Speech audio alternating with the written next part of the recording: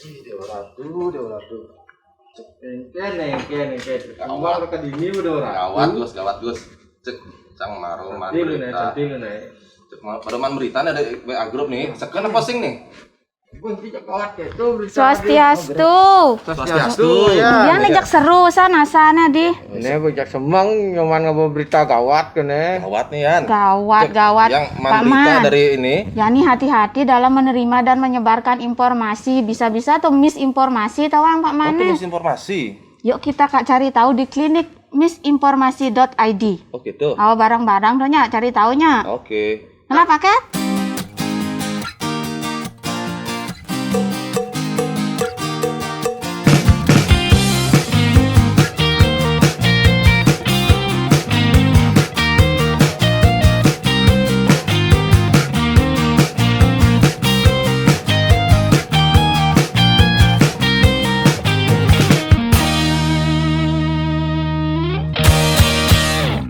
Jadi klinik misinformasi ini proyek yang kolaboratif kan, ada beberapa organisasi yang terlibat, ada Mafindo, Masyarakat Anti Fitnah Indonesia, terus Jaringan Gus Durian, sama Ikatan Dokter Indonesia, terus ada juga organisasi-organisasi media seperti Remote TV, Magdalene, Aji, dan lain sebagainya. Jadi saya sendiri dari Purpose ini adalah sebuah institusi yang spesialisasinya memang mengembangkan produk-produk kreatif untuk kita bilangnya build movement, jadi build public support untuk isu-isu tertentu. Nah, kami bersama dengan partner-partner memutuskan untuk membuat klinik misinformasi ini sebagai respon terhadap pandemi tentunya. Tapi satu hal yang ingin kami fokuskan adalah isu misinformasi. COVID-19 ini kan penyakit yang disebut sebagai emerging disease, jadi banyak sekali pengetahuan-pengetahuan yang belum terproduksi atau masih berkembang sejak ditemukan di awal tahun atau awalnya di akhir tahun 2019 kan. Jadi banyak informasi simpang siur. Kemudian khusus untuk di Indonesia juga memang ada ketidakpastian sumber informasi dan akurasi. Jadi ketidakpastian informasi ini diperkeruh oleh kelompok-kelompok yang tiba-tiba sering bersuara memberikan informasi yang seakan benar tapi kadang menyesatkan, kadang palsu, kadang keliru, salah, seperti itu. Kalau klinik misinformasi sendiri lebih ke edukasi masyarakat supaya mereka bisa lebih bijak, lebih peka dalam menerima berita-berita di dunia digital, di Facebook, WhatsApp, Twitter, dan lain sebagainya. Kegiatan utama yang kita dorong lewat klinik misinformasi ini adalah kuis yang bisa diambil secara mandiri ya di websitenya. Jadi masyarakat siapapun yang punya akses ke internet bisa ke websitenya klinik, terus di situ ada kuis singkat menjawab pertanyaan.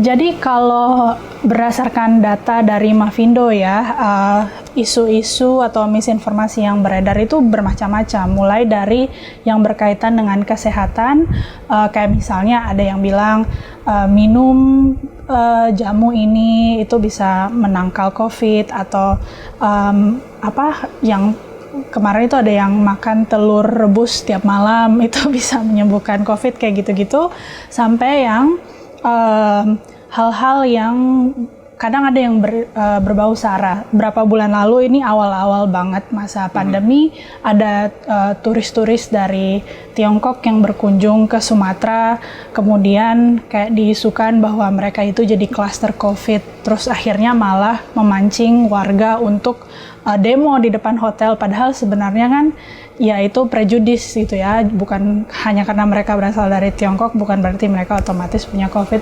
Hal-hal seperti itu sampai ke teori-teori konspirasi, kayak misalnya biasalah menyalahkan Bill Gates, menyalahkan WHO dan lain sebagainya.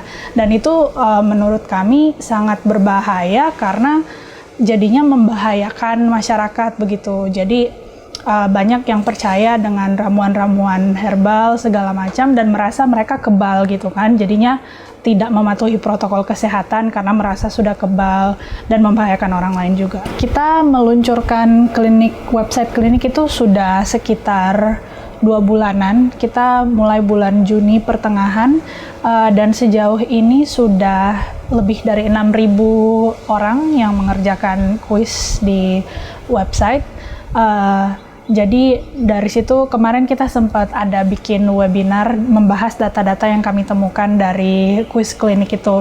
Jadi menarik bahwa sebagian besar itu mayoritas orang yang mengerjakan kuis sudah sangat terpapar misinformasi. Tapi walaupun levelnya berbeda-beda, ada yang cenderung lebih aktif sharing, ada yang kayak cuman mereka nggak sharing tapi ya menerima dan mungkin percaya dengan misinformasi tersebut. Misinformasi banyak beredar lewat Facebook nomor 1 dan WhatsApp.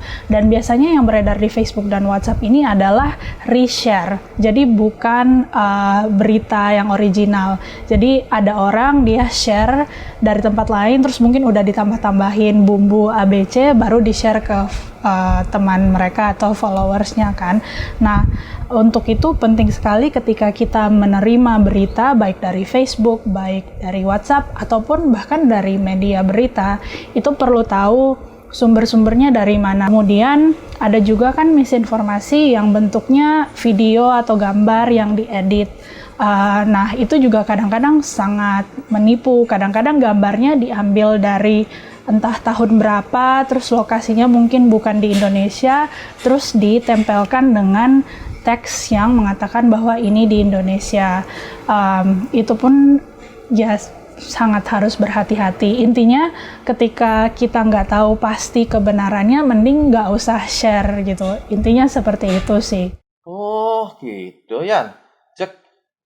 Benar nih. Apa tuh websitenya nih? Kan, benar buat awalnya nih.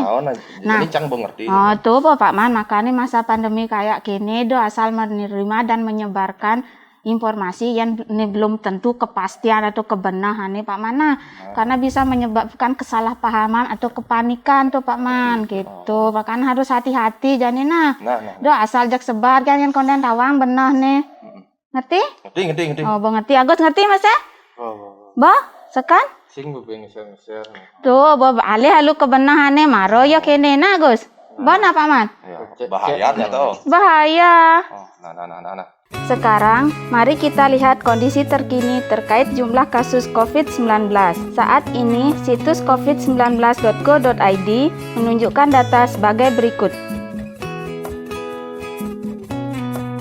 Semeton, elingan ge, selalu pakai masker di saat beraktivitas di luar rumah. Jangan lupa cuci tangan selama 20 detik pakai sabun sesering mungkin dan selalu jaga jarak.